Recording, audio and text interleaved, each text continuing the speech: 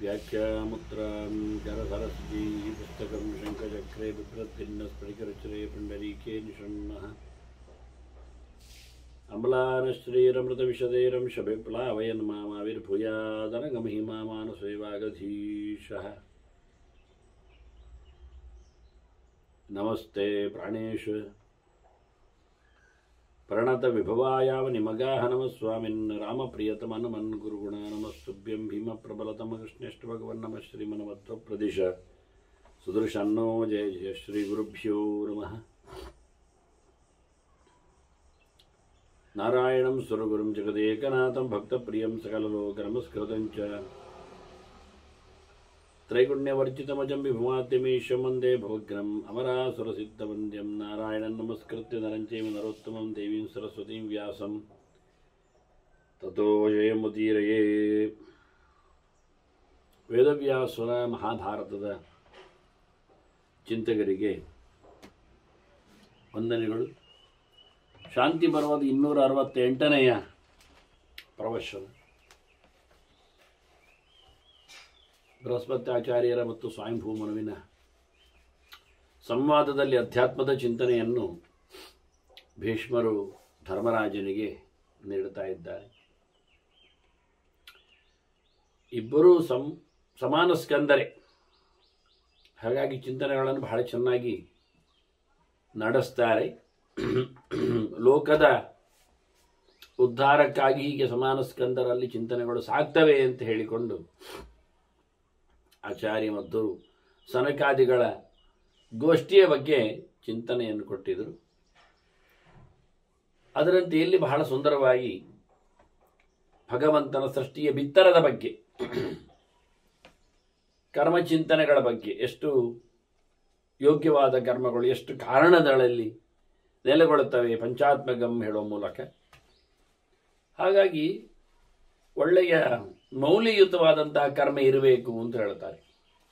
ಒಳ್ಳೆಯ ಕಾಲದಲ್ಲಿ ಆಗುವ ಹಾಗೆ, ಒಳ್ಳೆಯ ದ್ರವ್ಯಗಳಿಂದ ಆಗುವ ಹಾಗೆ, ಒಳ್ಳೆಯ ಮಂತ್ರಗಳಿಂದ ನಡೆಯುವ ಹಾಗೆ, ಒಳ್ಳೆಯ ದೇಶದಲ್ಲಿ, ಒಳ್ಳೆಯ ಉದ್ದೇಶದಲ್ಲಿ, ಮತ್ತೆ ಒಳ್ಳೆಯವರ ಜೊತೆಯಲ್ಲಿ, ಇವೆಲ್ಲ ಅನೇಕ ಗುಣಾತ್ಮಕಂ ಕರ್ಮ ವದಂತಿ ವೇದಾಹ.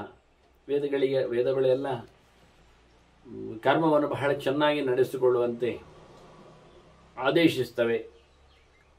ಮೌಲ್ಯಯುತವಾದ ಕರ್ಮಕ್ಕೆ ಹೆಚ್ಚು ಸಾಧನೆಯ ಅಂಶಗಳಿವೆ ಅಂತ ಹೇಳುತ್ತದೆ. ಹಾಗಾಗಿ ಈ ಮಂತ್ರಗಳು, ಈ ವೇದಗಳು, ಈ ಕರ್ಮಗಳು ಅದು ಜನ್ಮಾಂತರದ ಒಂದು ಸುಕೃತದಿಂದ ಲಭ್ಯ ಆಗ್ತದೆ, ಎಲ್ಲರಿಗೂ ಸಿಗುವುದಿಲ್ಲ. ತಸ್ಮಾನ್ ಮಂತ್ರಪೂರ್ವಂ ಹಿ ಕರ್ಮ. ಜನ್ಮಾಂತರದ ಸಾಧನೆಯಲ್ಲಿ ಅವನಿಗೆ ಸಾಧನೆಗಳು ನಡೆಸುವಂತೆ ಬೇಕಾಗಿರ್ತಕ್ಕಂಥ ಸವಲತ್ತುಗಳು, ವೇದಗಳು, ಅದರ ಚಿಂತನೆಗಳು, ಅದರ ಕಾರ್ಯವೈಖರಿಗಳು, ಇವೆಲ್ಲ ಅದನ್ನು ಅನುಗುಣವಾಗಿ ಮುಂದಕ್ಕೆ ಹೋಗ್ತದೆ. ವಿಧಿ ವಿಧೇಯಂ ಮನಸೋಭವತಿ. ಈಗಾಗಲೇ ಕರ್ಮತಂತ್ರದಲ್ಲಿ ಮನಸ್ಸಿನ ಪ್ರಾಧಾನ್ಯವನ್ನು ಉಲ್ಲೇಖ ಮಾಡಿದರು. ಹಾಗೆ ಮಾಡುವ ವಿಧಾನವು, ಕರ್ಮತಂತ್ರವು ಮನಸ್ಸಿನಿಂದ ಬಹಳಷ್ಟು ಮುಪ್ಪುರಿಗೊಂಡು ಅದು ಬಂದಿದ್ದಾಗ ಫಲಸ್ಯ ಭೋಕ್ತಾತು ತಥಾ ಶರೀರಿ, ಆ ಕರ್ಮದ ಒಳ್ಳೆಯ ಫಲವನ್ನಾತ ಅನುಭವಿಸುತ್ತಾನೆ ಜನ್ಮಾಂತರದಲ್ಲಿ. ದಿವ್ಯವಾದ ದೇಹವನ್ನು ಪಡೆಯುವ ಮೂಲಕ ಸ್ವರ್ಗಾದಿ ತಾಣಗಳಲ್ಲಿ ಅಂತ ಅರ್ಥ. ಹಾಗಾಗಿ ಅಂತಹ ಜಾಗಗಳಲ್ಲಿ ಅವನಿಗೇನು ಸೋಲುವುದಿಲ್ಲ. ನರೋತ್ರ ಹಿ ಸ್ಥಾನಗತಃ ಪ್ರಭು ಸ್ಯಾತ್. ಅಲ್ಲಿ ಅವನು ಕಣ್ಣಿನಿಂದ ದೃಶ್ಯ ಮಾಧ್ಯಮಗಳನ್ನು ನೋಡುವ ಮೂಲಕ, ಅಥವಾ ಕಿವಿಯಿಂದ ಕೇಳುವ ಮೂಲಕ, ಮೂಗಿನಿಂದ ಅಘ್ರಾಣಿಸುವ ಮೂಲಕ, ರಸನೇಂದ್ರಿಯದಿಂದ ಭೋಗವನ್ನು ನಡೆಸುವ ಮೂಲಕ, ಚರ್ಮದಿಂದ ಸ್ಪರ್ಶಾದಿಗಳಲ್ಲಿ ಅವು ಎಲ್ಲಿಯೂ ಅಲ್ಲಿ ಸೋಲುವುದಿಲ್ಲ. ಇಲ್ಲಿ ನಾವು ಏನೋ ಮುಟ್ಟಿಕೊಂಡರೆ ಕೈಯನ್ನು ಸುಟ್ಟುಕೊಳ್ತೇವೆ, ಅಥವಾ ರೋಗಕ್ಕೆ ಪಾತ್ರ ಆಗ್ತೇವೆ. ಏನೋ ತಿಂದುಕೊಂಡರೂ ಆರೋಗ್ಯವನ್ನು, ಸ್ವಾಸ್ಥ್ಯವನ್ನು ನಾವು ಪಡೀಲಿಕ್ಕೆ ಆಗ್ತಾ ಇಲ್ಲ. ಬೆಳೆದಿದ್ದು ಕೆಟ್ಟ ವಾರ್ತೆಗಳು, ಕೆಟ್ಟ ಸಂಗತಿಗಳು ದರ್ಶನಕ್ಕೆ, ಶ್ರವಣಕ್ಕೆ ಸಿಗ್ತವೆ. ಅಲ್ಲಿ ಆಗಲ್ಲ. ಯೋಗ್ಯವಾದ ದೇಹವನ್ನು ಪಡೆದ ವ್ಯಕ್ತಿ ಸ್ವರ್ಗಾದಿಗಳಲ್ಲಿ ನೆಲೆಗೊಂಡವನು ಪಂಚೇಂದ್ರಿಯಗಳ ಭೋಗವನ್ನು ಬಹಳ ಚೆನ್ನಾಗಿಯೇ ಅದರ ಫಲವಾಗಿ, ತನ್ನ ಮಾಡಿದ ಕರ್ಮದ ಫಲವಾಗಿ ಪಡಿತಾನೆ. ಅದಕ್ಕೆ ಅವನು ಅಧಿಕಾರಿಯೇ. ಮಾಡಿದ್ದನ್ನು ಪಡೆದುಕೊಳ್ಳುವಲ್ಲಿ ಅವನೇನು ಸೋಲಬೇಕಾಗಿಲ್ಲ. ಏತತ್ ಫಲಂ ಸಿದ್ಧ್ಯತಿ ಕರ್ಮಣೋಸ್ಯ. ಇದು ಕರ್ಮದ ಫಲದ ಸಿದ್ಧಿ ಅಂತ ಅರ್ಥ ಮಾಡಿಕೊಳ್ಳಿಕ್ಕೆ ಉಂಟು ಅಂತ. ಯಾಕೆಂದರೆ ದೇಹವೇ ಸುಖ ದುಃಖಗಳ ಶರೀರಮೇವಾಸ್ಯ ಆಯತನಂ, ಶರೀರಮೇವ ಆಯತನಂ ಸುಖಸ್ಯ ದುಃಖಸ್ಯ ಚ. ದುಃಖವನ್ನು ಅನುಭವಿಸಬೇಕಾದರೂ ದೇಹ ಬೇಕು, ಸುಖವನ್ನು ಉಣಬೇಕಾದರೂ ದೇಹ ಬೇಕು. ಹಾಗಾಗಿ ದೇಹವೇ ಪ್ರಧಾನವಾಗಿರುತ್ತದೆ. ಮತ್ತು ಕರ್ಮವನ್ನು ಅವನು ದೇಹವನ್ನು ಇಟ್ಟುಕೊಂಡು ಗಟ್ಟಿಯಾಗಿ ಮಾಡಿದಾಗ ದೇಹದಲ್ಲಿ ಆತ ಅದರ ಫಲವನ್ನು ಉಣ್ತಾನೆ. ವಾಚಾತು ಯತ್ ಕರ್ಮ ಕರೋತಿ, ಕಿಂಚಿತ್ ಏನಾದರೂ ಮಾತಿನಿಂದ ಆತ ಮಾಡಿದರೆ ವಾಚೈವ ಸರ್ವಂ ಸಮವಾಪ್ನುತೆ ತತ್, ಮಾತಿನಲ್ಲಿ ಅವನಿಗೆ ಬೇಕಾದಂತಹ ಸವಲತ್ತುಗಳು ಸಿಗ್ತವೆ. ಹಾಗೆ ಮನಸಾರೆ ಮಾಡಿದ್ರು ಅದಕ್ಕೆ ಅನುಗುಣವಾಗಿ ಮನಸ್ಸು ಒಂದೊಮ್ಮೆ ಮನಸ್ಸು ಸೇರಿಕೊಂಡು ಬಹಳ ಮಾನಸಿಕವಾದ ವ್ಯಾಪಾರಗಳಲ್ಲಿ ಕರ್ಮ ಆಗಿದ್ದರೆ ಅದಕ್ಕೆ ಅನುಗುಣವಾಗಿ ಮನಸ್ಸಿನಲ್ಲೇ ಅದರ ಫಲವನ್ನು ಅನುಭವಿಸಲಿಕ್ಕೆ ಆಗ್ತದೆ. ಮತ್ತು ಗುಣವಂತಿಕೆಯ ಬಗ್ಗೆ ಹಿಂದೆ ಹೇಳಿದರು. ಕರ್ಮ ಅದು ಹಾಗೆ ಯಥಾಗುಣ, ಎತ್ತರ ಮಟ್ಟಿನಲ್ಲಿ ಅಂದರೆ ಯಥಾಗುಣಂ ಅಂದರೆ ಅದಕ್ಕೆ ಬೇಕಾಗಿರತಕ್ಕ ಮೌಲ್ಯವನ್ನು ಕೊಡೋ ಮೂಲಕ ಎಷ್ಟು ಒಳ್ಳೆಯ ರೀತಿಯಿಂದ ಕರ್ಮವನ್ನು ನಡೆಸ್ತಾನೋ ಅಷ್ಟು ಒಳ್ಳೆಯ ರೀತಿಯಿಂದ ಆತ ಫಲವನ್ನು ಅನುಭವಿಸ್ತಾನೆ. ಕರ್ಮವನ್ನು ಮಾಡುವಲ್ಲಿ ಅದಕ್ಕೆ ಬೇಕಾಗಿರತಕ್ಕಂಥ ದ್ರವ್ಯದ ಸಂಪಾದನೆಯಲ್ಲಿ ಹೆಚ್ಚಾಗಿ ಕರ್ಮವನ್ನು ಮಾಡುವಲ್ಲಿ ಸೋಲ್ತಾನೆ, ಅಸಡ್ಡೆಯನ್ನು ತೋರಿಸ್ತಾನೆ. ಆದರೆ ಆಯ್ತಲ್ಲ ಅಂತ ಹೇಳಿಕೊಂಡು ಅದನ್ನು ದೂಡಲಿಕ್ಕೆ ನೋಡ್ತಾನೆ. ಇದರಿಂದಾಗಿ ದೋಷ, ಕರ್ಮದಲ್ಲಿ ದೋಷವನ್ನು ಕಂಡಾಗೆ ಅವನಲ್ಲಿ ಅನುಗುಣವಾದಂತಹ ಫಲವು ಅವನಿಗೆ ಲಭ್ಯ ಆಗುವುದಿಲ್ಲ. ಅದರಿಂದ ಎಷ್ಟು ಎತ್ತರ ಮಟ್ಟಿನಲ್ಲಿ ಶುದ್ಧತೆಯಲ್ಲಿ ದ್ರವ್ಯದ ಸಂಪಾದನೆಯಲ್ಲಿ ಆತ ಒಳ್ಳೆಯವನಿರ್ತಾನೋ ಅಷ್ಟು ಒಳ್ಳೆಯ ಫಲವನ್ನು ಪಡಿತಾನೆ. ಅವನು ಕೆಟ್ಟದಾಗಿ ಅದನ್ನು ನಡೆಸಿಕೊಟ್ರೆ ಅವನು ಅಶುಭ ಫಲವನ್ನೇ ಅನುಭವಿಸಬೇಕಾಗ್ತದೆ. ಮನುಷ್ಯ ಕರ್ಮತಂತ್ರದಿಂದಾಗಿ ಅವನು ಬದುಕಿನಲ್ಲಿ ತನ್ನ ಪಾಡನ್ನು ರೂಪಿಸಿಕೊಳ್ಳುತ್ತಾನೆ. ಈಗ ಮೀನು ನೀರಿನಲ್ಲಿ ಸಂಚಾರ ಮಾಡುತ್ತದೆ. ಅದು ಹೇಗೆ? ಪ್ರವಾಹಕ್ಕೆ ವಿರುದ್ಧವಾಗಿ ಹೋಗುವುದಿಲ್ಲ, ಪ್ರವಾಹದ ಜೊತೆಯಲ್ಲಿ ತನ್ನನ್ನು ಕೂಡಿಸಿಕೊಂಡು ನಡೆಸಿಕೊಡುತ್ತದೆ. ಹಾಗೆ ಬದುಕಿನಲ್ಲಿ ಕರ್ಮವನ್ನು ಮನುಷ್ಯ ಮೀನಿನ ಹಾಗೆ ಮತ್ಸ್ಯೋಯಥ ಸ್ರೋತೈವ ಅಭಿವಾತಿ, ಪ್ರವಾಹಕ್ಕೆ ಅನುಗುಣವಾಗಿ ಅದು ಹಾರಿಕೊಂಡು ಈಜಿಕೊಂಡು ಓಡುತ್ತಾಗೆ ತಥಾಕೃತಂ ಪೂರ್ವಪೈತಿ ಕರ್ಮ. ಮನುಷ್ಯನು ತಾನು ಮಾಡಿರತಕ್ಕಂಥ ಕರ್ಮವನ್ನು ಆ ಪ್ರವಾಹದಲ್ಲಿ ಸೇರಿಕೊಳ್ಳುವ ಹಾಗೆ ಸೇರಿಕೊಂಡು ಅನುಭವಿಸ್ತಾನೆ. ಹಾಗೆ ಮಾಡಿಕೊಂಡು ಬಂದದ್ದನ್ನು ಆತ ಅನುಭವಿಸಲಿಕ್ಕೆ ಉಂಟು ಅಂತ ಕರ್ಮದ ಬಗ್ಗೆ. ಶುಚಿತ್ವಸೌ ತುಷ್ಯತಿ, ಶುಭೇತ್ವಸೌ ತುಷ್ಯತಿ ದುಷ್ಕೃತೇಹಿ. ಒಳ್ಳೆಯ ಕೆಲಸ ಮಾಡಿದರೆ ಸಂತೋಷ ಪಡುತ್ತಾನೆ. ಮೀನಿಗೆ ಕೆಸರು ನೀರು ಸಿಕ್ಕಿದ್ರೆ ಅದಕ್ಕೆ ಆಗುವುದಿಲ್ಲ, ಆದರೆ ಅದು ತನ್ನ ಉಸಿರನ್ನು ಬಿಡಲಿಕ್ಕೆ ನೀರನ್ನು ಕುಡಿಲಿಕ್ಕೆ ಕಷ್ಟಪಡ್ತದೆ. ಅದೇ ಒಳ್ಳೆಯ ಪ್ರವಾಹ ಅಲ್ಲದೆ ಒಳ್ಳೆಯ ನೀರಿನ ಸೆಲೆ ಆಗಿದ್ರೆ ಬಹಳ ಗಮ್ಮತ್ತಲ್ಲಿ ಈಜಾಡ್ತದೆ. ಹಾಗೆ ಮನುಷ್ಯ ತಾನು ಮಾಡಿದ ಒಳ್ಳೆಯ ಕೆಲಸ ಆದರೆ ಒಳ್ಳೆಯ ಫಲವನ್ನು ಆತ ಅನುಭವಿಸ್ತಾನೆ. ದುಷ್ಕೃತೆ ನ ತುಷ್ಯತೆ ವೈ ಪರಮಃ ಶರೀರ. ದೇಹವನ್ನು ಪಡೆದಾಗ ಈ ಭೋಗ ಸ್ಥಾನಗಳಲ್ಲಿ ಆತ ಒಂದೊಮ್ಮೆ ಮಾಡಿದ ಕರ್ಮ ಹಾಳಾಗಿದ್ದರೆ ಅದರಿಂದ ಅವನಿಗೆ ಘಾಸಿ ಆಗ್ತದೆ, ಸಂಭ್ರಮಿಸುವುದಿಲ್ಲ, ಸಂತೋಷ ಪಡುವುದಿಲ್ಲ. ಜಗತ್ತಿನ ಎಲ್ಲವೂ ಕರ್ಮತಂತ್ರಗಳು ಹೀಗೆ ಇರುವಂಥದ್ದು. ಯಥೋ ಜಗತ್ ಸರ್ವವಿಧಂ ಪ್ರಸೂತಂ ಜ್ಞಾತ್ವಾ ಆತ್ಮವಂತಹ ಉಪಯಾಂತಿ ಶಾಂತಿ. ಈ ರೀತಿಯಾಗಿ ಭಗವಂತನನ್ನು ಜಗತ್ತಿನಲ್ಲಿ ತಿಳಿದುಕೊಳ್ಳುವ ಮೂಲಕ ಆತ್ಮಜ್ಞಾನಿಗಳು ಅವರು ಬಿಡುಗಡೆಯನ್ನು ಪಡಿತಾರೆ, ಕರ್ಮತಂತ್ರದಲ್ಲಿನ ಶಾಂತಿಯನ್ನು ನಡೆಸ್ತಾರೆ, ಭಗವಂತನನ್ನು ಪಡೆಯಲಿಕ್ಕೆ ಅನುಕೂಲ ಆಗ್ತದೆ. ಅವರಿಗೆ ದೇವರೆಡೆಗೆ ಸಾಕ್ತಾರೆ, ಪೂರ್ಣಾನಂದನೆಡೆಗೆ ಸಾಕ್ತಾರೆ. ಇದು ಎಲ್ಲಿಂದ ಬಂದಿದೆ ಜಗತ್ತು, ಇದರ ಉದ್ದೇಶ ಏನು, ಇದನ್ನು ಯಾವ ರೀತಿಯಲ್ಲಿ ಅವನಿಗೆ ಸಮರ್ಪಣೆ ಮಾಡಲಿಕ್ಕೆ ಬರ್ತದೆ ಅನ್ನೋ ನೆಲೆಯಲ್ಲಿ ಬಹಳ ಚೆನ್ನಾಗಿ ಜಗತ್ತಿನ ಇರುವಿನಲ್ಲಿ ಭಗವಂತನ ಬಹಳ ದೊಡ್ಡದಾದ ಕೈವಾಡವನ್ನು ಆತ ಅನುಭವಿಸಬೇಕು. ಯನ್ಮಂತ್ರ ಶಬ್ದೈ ಅಕೃತ ಪ್ರಕಾಶಂ. ನಮಗೆ ಯಾವುದೇ ಕರ್ಮಾಂಗ ನಡೆಸಬೇಕಾದ್ರೂ ಮಾತುಗಳನ್ನು ಪ್ರಯೋಗಿಸುವಾದರೂ ದೇವರು ಅರ್ಥ ಆಗುವುದಿಲ್ಲ, ದೇವರು ಸಿಗುವುದಿಲ್ಲ. ನಮ್ಮ ಬಾಹ್ಯವಾದ ಶಬ್ದಗಳಲ್ಲಿ ಭಗವಂತ ಸಿಗುವುದಿಲ್ಲ. ಯಥೋ ವಾಚೋ ನಿವರ್ತಂತೆ ಅಂತ ಹೇಳಿಕೊಂಡಾಗ ಅಪ್ರಾಪ್ಯ ಮನಸಾಸ, ಮನಸ್ಸಿಗೂ ನಿಲುಕುವುದಿಲ್ಲ, ಇದು ಇಂದ್ರಿಯಗಳಿಗೆ ಏನು ಸಿಗ್ತಾನೆ. ಹಾಗಾಗಿ ಭಗವಂತ ಯಾವುದೇ ಶಬ್ದಗಳಿಂದಲೂ, ನೀವು ಆಕಾಶ ಅನ್ನಿ ಅಥವಾ ನೀವು ನೀರು ಅಂತ ಹೇಳಿ ಅಥವಾ ನೆಲ ಅಂತ ತಿಳಿಸಿ. ಯಾವುದೇ ಶಬ್ದಗಳು ಭಗವಂತನನ್ನು ಆ ಎಲ್ಲ ಶಬ್ದಗಳು ಭಗವಂತನ ವಾಚ್ಯಗಳೇ ಆಗಿದ್ರು ಗೊತ್ತಾಗುವುದಿಲ್ಲ ನಮಗೆ. ನಮಗೆ ಗೊತ್ತಿರೋದು ಪಂಚಭೂತಗಳೇ ಪ್ರಪಂಚಗಳು ಮಾತ್ರ, ಶಾಬ್ದಿಕವಾಗಿ ಆದರು.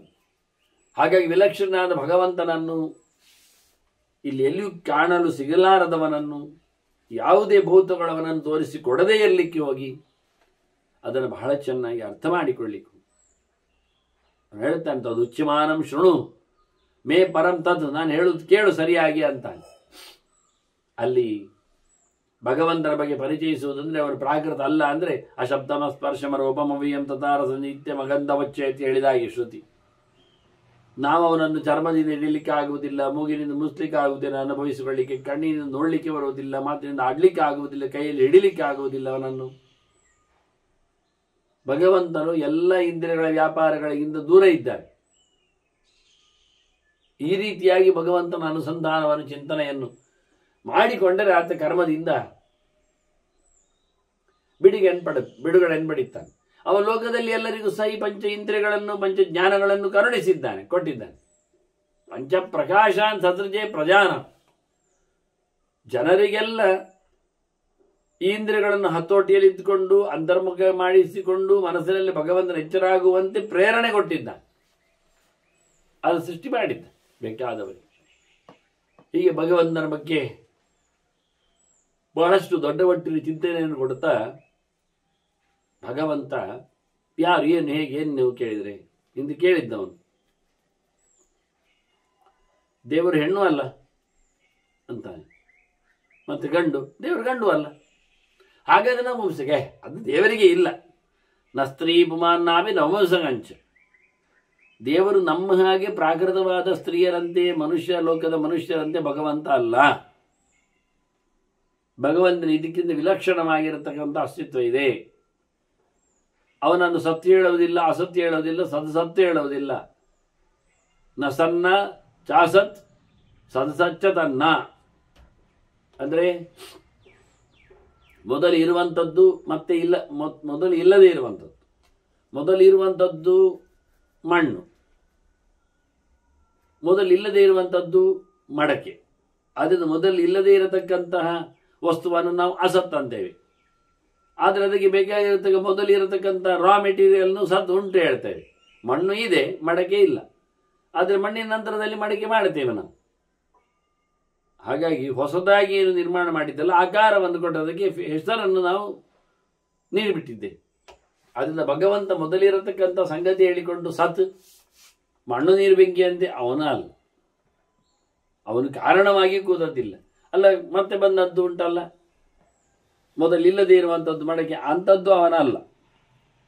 ಮತ್ತು ಎರಡು ಆಗುವಂಥದ್ದು ಪ್ರಧಾನವೂ ಆದರೆ ಇಡೀ ಲೋಕ ಅದು ಕಾರ್ಯವಾಗಿದೆ, ಅದು ದೇವರಲ್ಲ ನಮಗೆ ಗೊತ್ತಿದೆ. ಅದಕ್ಕೆ ಕಾರಣನಾದ ಮೆಟೀರಿಯಲ್ಸ್ಗಳು, ರಾ ಮೆಟೀರಿಯಲ್ಸ್, ಅದು ದೇವರೇನಲ್ಲ, ದೇವರೇ ಜಗತ್ತಾಗುವುದೂ ಇಲ್ಲ. ಅವ ಜೀವ ಪರಮಚೇತನ ಇದ್ದಾನೆ, ಜಡಭಾವವನ್ನು ಪಡೆಯುವುದಿಲ್ಲ. ಅದರಿಂದ ಭಗವಂತನನ್ನು ಮಧ್ಯದಲ್ಲಿ ಸದಸತ್ ಅಂತ ಹೇಳುವುದಿಲ್ಲ. ಪ್ರಕೃತಿ ಸದಸತ್ತಾಗಿದೆ. ಅದು ಅತ್ತ ಅವಿಕಾರಿ ಇತ್ತ ವಿಕಾರಿ ಆಗ್ಲಿಕ್ಕೆ ಹೋಗಿ, ಇದು ಮೊದಲಿದ್ದು ಮತ್ತಿರ್ಲಿಕ್ಕೆ ಹೋಗಿ, ಮತ್ತು ಹೌದು ಮೊದಲು ಹೌದು, ಅದು ಕಾರಣವಾಗ್ತದೆ, ಕಾರ್ಯವಾಗ್ತದೆ, ಮಧ್ಯದಲ್ಲಿರೋಂತಹ ಸ್ಟೇಜ್. ಹಾಗಾಗಿ ಉಳಿದವುಗಳಿಗೆ ಅದು ಕಾರಣವಾಗಿದ್ರು, ತಾನು ಮಹಾ ಕಾರ್ಯವಾಗಿದ್ದುಕೊಂಡದ್ರಿಂದ ಭಗವಂತನ ಸದಸತ್ವ ಅಲ್ಲ. ಅವನನ್ನು ತಿಳ್ಕೊಳ್ತಾರೆ. ಪಶ್ಯಂತಿ ಯತ್ ಬ್ರಹ್ಮವಿದೋ ಮನುಷ್ಯ, ಭಗವಂತನ ಬಗ್ಗೆ ತಿಳಿದವರು ಹೀಗೆ ತಿಳ್ಕೊಂಡಿದ್ದಾರೆ. ಅವನನ್ನು ಏನು ತಿಳ್ಕೊಂಡಿದ್ದಾರೆ? ಅವನನ್ನು ತದಕ್ಷರಂ ನ ಕ್ಷರತೀತಿ ವಿದ್ಧಿ, ಅದನ್ನು ಅಕ್ಷರ ಅಂತ ಹೇಳುತ್ತಾರೆ. ಸರ್ವಶಬ್ದ ವಾಚ್ಯನ ಇದ್ದಾನೆ, ಹೌದು, ಆದ್ರೂ ಗೊತ್ತಾಗುವುದಿಲ್ಲ. ಹೇಗೆ ನೋಡಿ, ಇಲ್ಲಿ ಅಕ್ಷರ ಅಂದ್ರೆ ಹೇಗೆ? ದೇವರು ಅಕ್ಷರನೇ, ಅಕ್ಷರದಲ್ಲಿ ಹೇಳಲ್ಪಡುತ್ತಾನೆ. ವರ್ಣಗಳು, ಲೆಟರ್ಸ್ಗಳು, ಲಿಪಿಗಳವರನ್ನು ಹೇಳುತ್ತವೆ, ಆದರೆ ನಮಗೆ ಗೊತ್ತಾಗುವುದಿಲ್ಲ. ಪ್ರತ್ಯಕ್ಷರೂ ಭಗವಂತನ ಎಪಿಥೆಟ್ಟೆ, ನಾಮವೇ. ಅದೇನು ಮಾಡುವ? ಅವನು ಅಕ್ಷರ ಆದಿಂದ ಕ್ಷಾದವರೆಗೂ ರಮಿಸುವವನೇ, ಸರ್ವಶಬ್ದ ವಾಚ್ಯನಿದ್ದಾನೆ. ನಮ್ಮ ಇಂದ್ರಿಯಗಳಲ್ಲಿ ಅಕ್ಷೇಶ್ವರ ಮತೆ, ನಮ್ಮ ಕಣ್ಣಿನಲ್ಲಿ, ಕಿವಿಯಲ್ಲಿ, ಗಿಗ್ಗಾರಗಳು ಎಲ್ಲದರಲ್ಲಿಯೂ ದೇವರು ಸಿಗ್ತಾನೆ. ಆದರೆ ಅನುಭವಿಸಲಿಕ್ಕೆ ಕೈಗೆ ಎಟಕಲಿರುವುದಿಲ್ಲ. ಅದೋ ಕ್ಷಜವ, ಅಕ್ಷಜನ್ಯ ಜ್ಞಾನದಲ್ಲಿ ಅವನು ತಿರಸ್ಕೃತನಾಗಿದ್ದಾನೆ. ಅದಹ ನಮ್ಮ ಇಂದ್ರಿಯಗಳೆಲ್ಲ ಏನು ಪ್ರಯೋಜನ ಇಲ್ಲ ದೇವರನ್ನು ಹಿಡಿಯಲಿಕ್ಕೆ, ಅದು ಸೋಲ್ತುಕೊಳ್ತವೆ. ಅಂತಹ ಭಗವಂತ ಇಡೀ ಜಗತ್ತನ್ನು ತಂದಿದ್ದಾನೆ, ಎಲ್ಲಿಯೂ ಸೋಲುವುದಿಲ್ಲ. ಯಾವುದೇ ರೀತಿಯಾದಂತಹ ರೂಪಕ್ಕೆ ಅವನಿಗೆ ಭಂಗ ಇಲ್ಲ, ನಾಶ ಇಲ್ಲ. ಹಾಗೆ ತಿಳ್ಕೊಳ್ಬೇಕು ಅಂತ. ಅವನಿಂದಲೇ ಇಡೀ ಜಗತ್ತು ಬಂದದ್ದು. ಅಕ್ಷರಾತ್ ಖಂ ತಥೋ ವಾಯು ತಥೋ ಜ್ಯೋತಿ ತಥೋ ಜಲಂ ಜಲಾತ್ ಪ್ರಸೂತ ಜಗತಿ. ಮತ್ತೆ ಜಗತ್ಯ ಜಾಯತೆ ಜಗತ್, ಆಕಾಶಾದ್ ವಾಯು ವಾಯೋರಗ್ನಿ ಅಗ್ನೇರಾಪಹಾದ್ ಪೃಥ್ವಿ ಅಂತ ಶ್ರುತಿ ಏನು ಹೇಳ್ತದೆ ತೈತ್ರಿಯ. ಆತ್ಮನ ಆಕಾಶ ಸಂಭೂತ ಅಂತ ಮೊದಲು ಹೇಳಿದೆ. ದೇವರಿಂದ ಆಕಾಶ ಸೃಷ್ಟಿಯಾಗಿದೆ, ಅಲ್ಲಿಂದ ಮುಂದೆ ಬಂತು.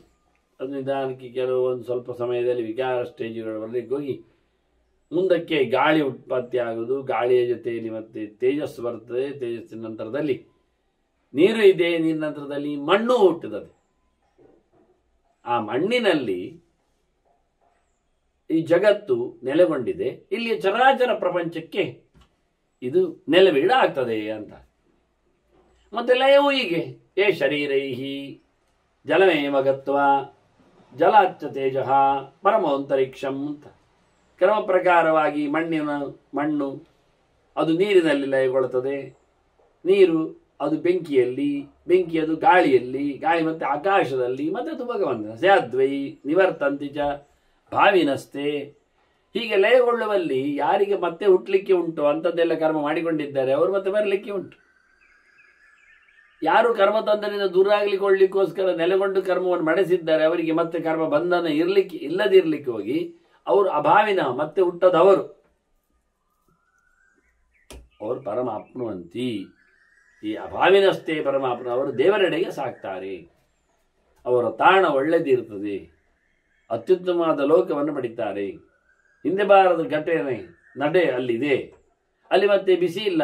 ನೋಷ್ಟಂ ನ ಶೀತಂ ಮೃದು ನಾಪಿ ತೀಕ್ಷ್ಣಂ, ಅಲ್ಲಿ ಯಾವುದೇ ರೀತಿಯಾದ ಮಾರ್ಧವೋ ಖಂಡಾಬಟ್ಟೆ ಅಥವಾ ಕಠಿಣತನವೋ ಗಟ್ಟಿತನವೋ ಅಥವಾ ಅಲ್ಲಿ ಬೈಯುವವರೋ ಅಥವಾ ನಿಂದಿಸುವವರೋ, ಭಾರಿ ಶೀತವೋ ಭಾರಿ ಉಷ್ಣವೋ ಗಾಳಿ ಇಲ್ಲವೋ ಅಥವಾ ಮಧುರವೆಯ ಪೂರ ಸ್ವೀಟೇ ಅಲ್ಲಿ ನದಿಕ್ತಂ. ಅವರು ಹೇಳ್ತಾರೆ ಕೈಪೆ ಇಲ್ಲ, ಕಷಾಯ ಇಲ್ಲ, ಮತ್ತೇನೂ ಇಲ್ಲ.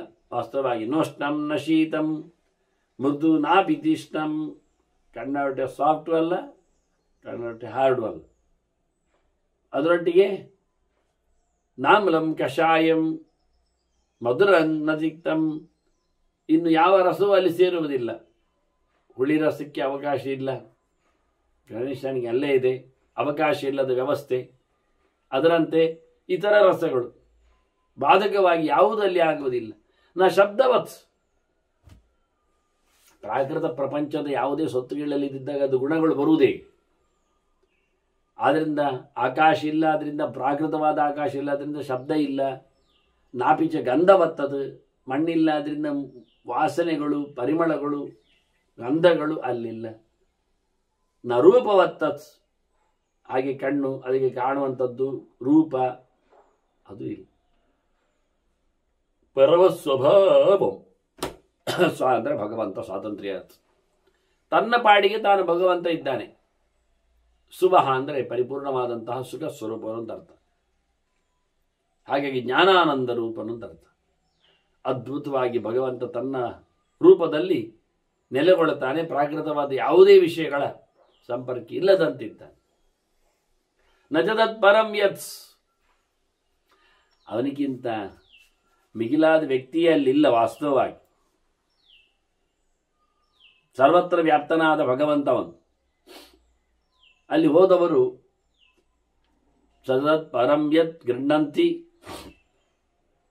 ನಿವರ್ತಯಿತ್ವ, ಪಂಚ ವಿಷಯಗಳು ಅನಧ್ಯಾತ್ಮವಿದೋ ಮನುಷ್ಯ ನೈವ ಗೃಹಂತಿ. ಆ ಉತ್ತಮವಾದ ಚಿಂತನೆಯನ್ನು ವೇದಾಂತ ಓದದವರು, ಅಧಿಕಾತ್ಮನ ಭಗವಂತನ ಚಿಂತನೆ ಮಾಡದವರು, ಭೌತವಾದ ಪ್ರಪಂಚಕ್ಕಿಂತ ವಿಲಕ್ಷಣವಾದ ಭಗವಂತನ ಎತ್ತರವನ್ನು ಗಮನಿಸಿಕೊಳ್ಳದವರು ಅವನ್ನು ಪಡೆಯುವುದಿಲ್ಲ, ತಿಳ್ಕೊಳ್ಳಿಕ್ಕೆ ಸಾಧ್ಯ ಇಲ್ಲ. ಅಂತಹ ಅತ್ಯುತ್ತಮವಾದ ವ್ಯಕ್ತಿತ್ವ ಅದು ಭಗವಂತನದ್ದು. ಅವರೆಲ್ಲ ಮತ್ತೆ ಹಿಂದೆ ಬರಲಿಕ್ಕಿರ್ತದೆ. ಪಂಚಭೂತಗಳ, ಪಂಚ ವಿಷಯಗಳ, ಪಂಚೇಂದ್ರಿಯಗಳ ಈ ಸಮಾವೇಶದಲ್ಲಿ ಅವರು ಸೋಲ್ತಾರೆ. ಇವನ್ನೆಲ್ಲವನ್ನು ಹೊರಗೆ ಬಿಟ್ಟಾಗ ತದಪರಂ ಪಶ್ಯತಿ ತತ್, ಅತ್ಯುತ್ತಮವಾದ ಪರಮಾತ್ಮನ ಸ್ವರೂಪವನ್ನು ಕಾಣಬೇಕಾದರೆ ಇವನ್ನೆಲ್ಲವನ್ನು ಬಿಡಬೇಕಾಗಿದೆ. ನಿವರ್ತಯಿತ್ವ ತದಪರಂ ಪಶ್ಯತಿ ತತ್ ಅಂತಾನೆ ಮನುಷ್ಯ. ಇವೆಲ್ಲವನ್ನು ನಿವರ್ತಯಿತ್ವ, ಪಂಚ ವಿಷಯಗಳನ್ನು, ಪಂಚ ಇಂದ್ರಿಯಗಳನ್ನು, ಪ್ರಪಂಚದ ಭೋಗ ಭಾಗ್ಯಗಳನ್ನು ಇವನ್ನೆಲ್ಲ ದೂರ ಮಾಡಿಕೊಂಡರೆ ಅದೆಲ್ಲ ಬಹಳ ಸುಲಭ ಆಗಿ ಹೋಗ್ತದೆ. ತಿಳ್ಕೊಳ್ಬೇಡಿ, ಎಲ್ಲವೂ ದೇವರ ಅಧೀನವೇ. ಅವನಿಂದಾಗಿಯೇ ತಿಳುವಳಿಕೆ, ಅವನಿಂದಾಗಿಯೇ ಕರ್ಮಗಳು, ಅವನಿಗೋಸ್ಕರವೇ ಇದೆಲ್ಲ ಪ್ರಯತ್ನಗಳು, ಅವನೇ ಇದೆಲ್ಲವನ್ನು ನಡೆಸಿಕೊಳ್ಳತಕ್ಕಂಥ ವ್ಯವಸ್ಥೆ ಮಾಡುವ ಕರ್ತೃ. ಇವೆಲ್ಲ ಅರ್ಥ ಆಗಬೇಕೆಂದ್ರೆ ಬಹಳ ಕಷ್ಟ ಇರ್ತದೆ. ನಾವೇ ಮಾಡಿದ್ದೇವೆ, ನಮಗಾಗಿ ಮಾಡ್ತೇವೆ, ದೇವರ ಪ್ರೀತಿಯನ್ನು ನಾವು ಸಂಪಾದನೆ ಮಾಡ್ತೇವೆ, ಮಾಡಿಸ್ತಾ ಇದ್ದೇವೆ ಅನ್ನುವ ರೀತಿ ಭಾವ ಬರ್ತದೆ. ಇದು ಯಾವುದೂ ಅಲ್ಲ ಅಂತಾರೆ. ಯಥೋ ಗೃಹೀತ್ವಾ ಹಿ ಕರೋತಿ ಯಚ್ಚ ಯಸ್ಮಿಂಶ್ಚ ಯಾಮ್ ಆರಭತೆ ಪ್ರವೃತ್ತಿಂ ಅಂತಾರೆ. ಎಲ್ಲ ಸರ್ವನಾಮದಲ್ಲೇ ಹೇಳ್ತಾರೆ ಅಷ್ಟೇ. ಯಾರಿಂದ ಪಡೆದುಕೊಂಡು ಏನನ್ನು ಮಾಡುತ್ತಾನೋ, ಯಾರಲ್ಲಿ ಏನನ್ನು ಶುರು ಮಾಡಲು ತೊಡಗುತ್ತಾನೋ, ಯಾರಿಗೆ ಏನನ್ನು ಯಾವುದರಿಂದ ಯಾರು ಮಾಡ್ತಾನೋ ಅಂತ ಹೇಳಿಕೊಂಡು ಅವನೇ ಕಾರಣ, ಎಲ್ಲಕ್ಕೂ ಬೇಕಾದವನು ಅಂತೇಳಿ ಹೇಳ್ತಾರೆ. ಅದೆಂದಾಗುವುದಾಗಿ ಅದನ್ನೇ ಹೇಳ್ತಾರೆ. ಯಥೋ ಗೃಹೀತ್ವಾ ಹಿ ಕರೋತಿ ಅಚ್ಚ. ಜನ್ಮಾದ್ಯಸ್ಯೇತ ಹೇಳಿದಾಗೆ ಯಾರಿಂದಲಾಗಿ ಇಡೀ ಜಗತ್ತು ನಮಗೆ ಸಿಕ್ಕಿದೆ, ಸವಲತ್ತು ಬಂದಿದೆ, ಸ್ವತ್ತುಗಳು ಸೇರಿವೆ, ಯಾರಿಂದ ನಾವು ಪಡೆದು ನಿಂತಿದ್ದೇವೆಯೋ ಅಂತ ಯೋಚನೆ ಮಾಡಬೇಕು. ಯಸ್ಮಿಂಶ್ಚ ಯಾಮ ಆರಭತೆ ಪ್ರವೃತ್ತಿ. ನಾವು ಯಾವುದೇ ಒಂದು ಪ್ರವೃತ್ತಿಯನ್ನು, ಕೆಲಸವನ್ನು ನಡೆಸಿಕೊಡಬೇಕಾದರೆ, ಶುರು ಮಾಡಬೇಕಾದ್ರೆ ಯಾರ ಅನುಗ್ರಹ ಬೇಕು ನಮಗೆ? ಯಾರು ಒಪ್ಪಿಕೊಳ್ಳಬೇಕು? ಈ ಸ್ವತ್ತುಗಳೆಲ್ಲ ಭಗವಂತನದಂದಾಗ ನಾವು ಉಪಯೋಗಿಸಿಕೊಳ್ತೇವೆ ಅಂದರೆ ಅವನದ್ದು ನಮಗೆ ಅನುಗ್ರಹ ಬೇಡೋ? ಕೇಳಲಿಕ್ಕುಂಟ ಇಲ್ವೋ? ಅಂದ ಯಾರಿಂದಲಾಗಿ, ಯಾರ ವಿಶೇಷವಾದ ಅನುಗ್ರಹದಿಂದಾಗಿ, ಯಾರ ಜೊತೆಯಲ್ಲಿ ಸೇರಿಕೊಂಡು ನಮ್ಮ ಕೈಕಾಲುಗಳಲ್ಲಿ ಅವನೇ ನಿಂತುಕೊಂಡು ಪೃಥಿವ್ಯಾಂತಿಷ್ಟನ್ನು ಹೇಳಿಕೊಂಡಾಗೆ ಪ್ರತಿ ತತ್ವಗಳಲ್ಲಿ ಪ್ರವಿಷ್ಟನಾಗಿಕೊಂಡು ಮಾಡ್ತಾನೆ ಭಗವಂತ. ಮತ್ತೆ ಮಾಡುವಾಗಲಿ ಯಸ್ಮೇ ಇಚ್ಛ. ನಾವು ಮಾಡುವುದು ಯಾರಿಗೆ? ದೇವರಿಗಾಗಿ ಮಾಡಲಿಕ್ಕೆ. ಸ್ವತ್ತು ಅವನದ್ದೇ ಅಲ್ವಾ, ಅವನೇ ಮಾಡಿಸಿದ್ದಲ್ವ. ಈಗ ನರತೆ ತತ್ಕ್ರಿಯತೆ ಕಿಂಚನಾರೇ ಹೇಳಿದಾಗೆ ಯಾರಲ್ಲಿಯೂ ಭಗವಂತನನ್ನು ಕೇವಲ ಮಾಡಿಸುವ ಕೆಲಸದಲ್ಲಿ ದುಡಿಸುವ ವ್ಯವಸ್ಥೆ ಗೊತ್ತಿಲ್ಲ. ಒಳಗಿದ್ದುಕೊಂಡೆ ದ್ವೇಷ ಮಾಡುವವನು ದೇವರನ್ನು ಒಳಗಿದ್ದುಕೊಂಡು ದೇವರಲ್ಲಿ ದ್ವೇಷ ಮಾಡಿಸುವ ಪ್ರವೃತ್ತಿಯಿಂದಲೇ ಮಾಡ್ತಾನೆ. ಅವನ ಯೋಗ್ಯತೆ. ಹಾಗಾಗಿ ಭಗವಂತನಿಗೆ ಯಸ್ಮೇ ಚೇತ್, ಎಲ್ಲ ಸಾಧನೆಗಳು ನಮಗೆ ಭಗವದುದ್ದೇಶಿತವಾಗಿ ಆಗಿರಬೇಕು. ಅವನಿಗಾಗಿ, ಯಾರಿಗಾಗಿ ಅಂತ ಹೇಳುವಾಗ ಭಗವಂತನಿಗಾಗಿ ಎನ್ನುವ ಎಚ್ಚರ ಬರಲೇಬೇಕು. ಪ್ರಾಧಾನ್ಯ ಏನಂತಲ್ಲ, ಸಾಮಾನ್ಯ ಏನೋ ಮತ್ತೊಂದು ಬರಲಿಕ್ಕೇ ಇಲ್ಲ ಬೇರೆ ಯಾವುದು ಸಹ. ನಿಷ್ಕಾಮವಾಗಿ, ನಿಷ್ಕಾರಣವಾಗಿ ಕರ್ಮವನ್ನು ನಡೆಸಲು ಹೊಸುಗ ಭಗವಂತನ ಉದ್ದೇಶವನ್ನು ಇಟ್ಟುಕೊಂಡು ಯಸ್ಮೈ ಚಯತ್ ಏನಚ್ಚ ಎಷ್ಟ ಕರ್ತ. ಇದೆಲ್ಲ ಆದದ್ದೆಲ್ಲ ಯಾರಿಂದ? ಯಾರ ಪ್ರೇರಣೆಯಿಂದ? ಯಾರ ಸೊತ್ತಿನ ದಾನದಿಂದ? ಯಾರ ಆರೋಗ್ಯದ ಈ ಶಕ್ತಿಯಿಂದ? ಅಂತ ಭಗವಂತನಿಗೆ ಎಲ್ಲವನ್ನು ಸಮರ್ಪಿಸುವ ಮಾಡುವವನು ದೇವರು ಎನ್ನುವ ಎಚ್ಚರ ಬರೀರುವ ಎಷ್ಟ ಕರ್ತ. ನಮ್ಮೊಳಗೆ ನಿಂತು ಮಾಡುವುದು ಭಗವಂತನೇ, ಪರಿಸರದಲ್ಲಿ ಮಾಡಿಸುವುದು ದೇವರೇ ಆಗಿರ್ತಾನೆ. ಹಾಗಾಗಿ ಆ ಭಗವಂತನ ಬಹಳ ಚೆನ್ನಾಗಿ ತಿಳ್ಕೊಳ್ಳೋಗಳಿಗೆ ಕಾರಣಂ ತಂ ಸ್ವಂ ಉಪೇಯಮಾಹು ಅಂತ ಸ್ವಾತಂತ್ರ್ಯ ಸ್ವೈತಿ ಪ್ರೋಕ್ತ ಅಂತ ಆನಂದಪೂರ್ಣನಾದ ಭಗವಂತನನ್ನು ಸ್ವ ಅಂತ ಕರೀತಾರೆ. ಸ್ವೀಯ, ತಾನು, ತನ್ನವನು. ಎಲ್ಲವೂ ಭಗವಂತನ ಅಧೀನವಾಗಿದೆ, ನಮ್ಮದೇನಿಲ್ಲ. ಅದನ್ನು ಆ ಭಗವಂತನನ್ನು ಪಡಿಬೇಕು. ಉಪೇಯಂ, ಅವನ ಉಪಾಸನೆ ಮಾಡಬೇಕು, ಅವನನ್ನು ಪಡಿಬೇಕು ಅಂತಲೇ ಶಾಸ್ತ್ರಕಾರರು, ಚಿಂತನೆಯವರು ಹೇಳುತ್ತಾರೆ ಬಹಳ ಚೆನ್ನಾಗಿ. ಇಡೀ ಜಗತ್ತು ಯಾರಿಂದ ಬಂದಿದೆ, ಯಾರಲ್ಲಿ ನೆಲೆಗೊಂಡಿದೆ, ಯಾರದನ್ನು ನಡೆಸಿಕೊಡ್ತಾನೆ, ಯಾರಿಗಾಗಿ ಇದು ನಡೀತಾ ಇದೆ ಅನ್ನೋ ಎಲ್ಲ ಉದ್ದೇಶಾದಿಗಳನ್ನು ಎಲ್ಲ ಇಟ್ಟುಕೊಂಡಲ್ಲಿ ಬಹಳ ಸುಂದರವಾಗಿ ಭಗವಂತನೆಡೆಗೆ ತನ್ನ ಪ್ರಯಾಣವನ್ನು ಮಾಡಲಿಕ್ಕೆ ಆಗ್ತದೆ, ಉಳಿದವರಲ್ಲಿ ಆಗುವುದಿಲ್ಲ ಅಂತ. ಅದರಲ್ಲೇ ಭಗವಂತನ ಬಗ್ಗೆ ಚಿಂತನೆ ಮಾಡಲಿಕ್ಕೆ ಸ್ವಕರ್ಮಭಿಹಿ ಜ್ಞಾನ ನಿಬದ್ಧ ಒಂದು ದೃಷ್ಟಿಯಿಂದ ಜ್ಞಾನಮಿದಂ, ಎಲ್ಲ ಜ್ಞಾನವು ಎಲ್ಲಿ ನಿಂತಿದೆ? ಭಗವಂತನ ಕೆಲಸದಲ್ಲಿ ನಿಂತಿದೆ. ಕರ್ಮಣ ಜ್ಞಾನ ಮಾತರೋತಿ ಅಂತ. ಏನೇನೋ ಕೆಲಸ ಮಾಡೋದ್ರಿಂದ ಏನೋ ಸಿದ್ಧಿಗಳು ಬರುವುದಿಲ್ಲ. ಒಳ್ಳೆಯ ವಿದ್ಯೆ ಭಗವಂತನ ಎಚ್ಚರ ಬರಬೇಕಾದರೆ ಭಗವಂತನ ವಿಶೇಷವಾದ ಅನುಗ್ರಹವನ್ನು ಆತ ಸಂಪಾದನೆ ಮಾಡಿರಬೇಕು. ದೇವರ ಕೆಲಸ ಮಾಡುವುದರಿಂದ ಜ್ಞಾನವನ್ನು ಪಡೀಲಿಕ್ಕೆ ಆಗ್ತದೆ. ಕರ್ಮಣ ಜ್ಞಾನ ಮಾತನೋತಿ ಅಂತ. ಅದರಲ್ಲಿ ಕಾಂಟೆಸ್ಟಲ್ಲಿ ಬಹಳ ಸರ್ತಿ ಸ್ವಶಬ್ದವನ್ನು ಪ್ರಯೋಗ ಮಾಡ್ತಾನೆ. ಅದರಿಂದ ಸ್ವಕರ್ಮ ಬಿ ಅಂದಾಗ ತನ್ನ ಪಾಲಿನ ಕರ್ಮ, ಅವನ ಆಶ್ರಮಕ್ಕೆ, ಅವನ ಜಾತಿಗೆ, ಅವನ ಸಂಬಂಧಕ್ಕೆ, ಅವನ ವಾತಾವರಣಕ್ಕೆ ಅನುಕೂಲವಾಗುವಂತೆ ಅವು ನಡೆಸಿಕೊಡ್ಲಿಕ್ಕೆ ಉಂಟು. ಆ ಕರ್ಮವು ಒಳ್ಳೆಯದಾಗಿರಬೇಕು, ಶಾಸ್ತ್ರೀಯವಾಗಿರಬೇಕು, ಅದು ದೇವರಿಗೆ ಸಮರ್ಪಣೆಗೊಂಡಿರಬೇಕು. ಇಂತಹ ಕರ್ಮಗಳಿಂದ ಶುದ್ಧವಾದ ಭಗವಂತನ ಜ್ಞಾನವನ್ನು ಪಡೆಯಲಿಕ್ಕೆ ಆಗ್ತದೆ. ಭಗವಂತ ಹೇಗಿರ್ಬೋದು? ಭಗವಂತ ಪ್ರಶ್ನೆಯಲ್ಲಿ ಯದ್ವಾಪ್ಯಭೂತ್ ವ್ಯಾಪಕಂ ಸಾಧಕಂಚ. ಅವನು ನಮ್ಮ ಚಿಂತನೆಯಂತೆಯೇ ಇರುವುದಿಲ್ಲ, ಇರಬೇಕಾಗಿಲ್ಲ. ಸರ್ವತ್ರ ಸರ್ವಗತನಾದ ಭಗವಂತ ಸರ್ವಚೇಷ್ಟಗಳನ್ನು ಸರ್ವ ಸಾಧನೆಗಳನ್ನು ಮಾಡ್ತಾ ಇರ್ತಾನೆ. ಎಲ್ಲೆಂದರಲ್ಲಿ ಯಾರಿಗೇನೋ ಹೇಗೇಗೋ ಹಾಗೆ ಎಲ್ಲರನ್ನೂ ಸಹ ನೋಡಿಕೊಳ್ಳುವ ಭಗವಂತನನ್ನು ನಾವು ಚೆನ್ನಾಗಿ ಉಪಾಸನೆ ಮಾಡಬೇಕು. ಅದಕ್ಕೆ ಬೇಕಾಗಿರತಕ್ಕಂಥ ಸೊತ್ತುಗಳು, ಅದರ ವಾಚ್ಯನವನು ಏನು ಮಂತ್ರವತ್ ಎಲ್ಲ ಮಾತುಗಳು ಭಗವಂತನನ್ನೇ ಹೇಳುತ್ತವೆ. ಹಾಗಾಗಿ ನಮ್ಮ ಸಾಧನೆಗಳು ವೇದಗಳಿದ್ದದ್ದೇ ಸಾಧನೆಗಳಾಗಬೇಕಿರುವಾಗ ಆ ವೇದಗಳಲ್ಲಿ ಮತ್ತೆ ಯಾರನ್ನು ಹೇಳುವುದಿಲ್ಲ, ದೇವರನ್ನೇ ಹೇಳ್ತದೆ. ಅಭ್ಯಾಸ ಮಾಡಲಿಕ್ಕೆ ಉಂಟು. ಅದರೊಟ್ಟಿಗೆ ತಾಸ್ಯತಿ ಜಾಬೆ ಲೋಕೆ, ಅವನು ಎಲ್ಲ ಮಾತುಗಳಲ್ಲಿಯೂ ಲೋಕದಲ್ಲಿ ಕಾಣಿಸಿಕೊಳ್ಳುತ್ತಾನೆ. ಒಂದೊಂದು ಗುಣಲಕ್ಷಣಗಳಲ್ಲಿ ಒಬ್ಬೊಬ್ಬರಲ್ಲಿ ಒಂದೊಂದು ಊರುಗಳಲ್ಲಿ ಅದನ್ನು ವಿಶಿಷ್ಟವಾದಂತಹ ಛಾಪುಗಳು ಬಂದಿರ್ತವೆ. ಅದನ್ನು ಗಮನಿಸಿ ನಾವು ಅನುಕೂಲ ಮಾಡಿಕೊಳ್ಳಲಿಕ್ಕೆ ಉಂಟು. ಸರ್ವಹೇತು ಪರಮಾರ್ಥಕಾರಿ ತತ್ಕಾರಣಂ ಕಾರ್ಯವತೋ ಯದನ್ಯತ್. ದೇವರು ಎಲ್ಲವನ್ನು ಸ್ಪಷ್ಟವಾಗಿ ನಡೆಸಿಕೊಟ್ಟವನು, ಸತ್ಯವಾಗಿ ಜಗತ್ತನ್ನು ಕೊಟ್ಟವನು ಯಾರು? ದೇವರು. ಆದ್ದರಿಂದ ಪ್ರಧಾನವಾಗಿ ಮುಖ್ಯವಾಗಿ ಚಿಂತನೆಗೆ ಕಾರಣನಾದವ ದೇವರು. ಈ ಜಗತ್ತಿಗೆ ಕಾರಣನನ್ನಾಗಿ ತಿಳಿಯಲಿಕ್ಕೆ ಉಂಟು. ಜಗತ್ಕಾರಣ ಭಗವಂತ ಎನ್ನುವ ಅರ್ಥ ಮಾಡಿಕೊಂಡಾಗ ಜಗತ್ತು ದೇವರಾಗುವುದು ಹೇಗೆ? ಮಣ್ಣು ಮಾಡಿದವ ಕುಂಭಕಾರ ಹೇಳುವಾಗ, ಮಡಿಕೆ ಮಾಡಿದವ ಕುಂಭಕಾರ ಹೇಳುವಾಗ ಮಣ್ಣು ಕಲಸಿ ಮಡಿಕೆ ಕುಂಬಾರ ಆಗುವುದು ಹೇಗೆ? ಬೇರೆ. ಸೃಷ್ಟವಾದ ಪದಾರ್ಥ ಬೇರೆ, ಸೃಷ್ಟಿ ಮಾಡಿದವ ಬೇರೆ. ಪೂರ್ಣವಾದಂತಹ ಪ್ರತ್ಯೇಕವಾದ ಲಕ್ಷಣ ಇಬ್ಬರಲ್ಲಿದೆ. ಮಾಡಿದವನು ನೆಮ್ಮದಿಯಲ್ಲಿದ್ದಾನೆ, ಜೊತೆಯಲ್ಲಿ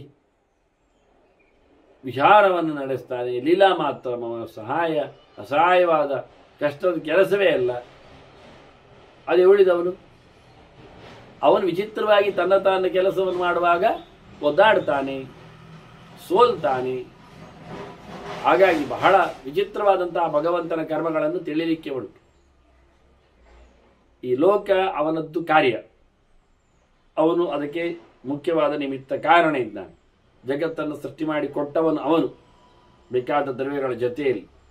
ಹಾಗಾಗಿ ಭಗವಂತನನ್ನು ಅತ್ಯಂತ ಎತ್ತರದಲ್ಲಿ ನೋಡಿಕೊಂಡು ಅದಕ್ಕಿಂತ ಭಿನ್ನವಾಗಿ ಪ್ರತ್ಯೇಕವಾಗಿರುವ ಬ್ರಹ್ಮಾಂಡವನ್ನು ಗಮನಿಸಿಕೊಳ್ಬೇಕು, ಗುರುತಿಸಿಕೊಳ್ಳಬೇಕು.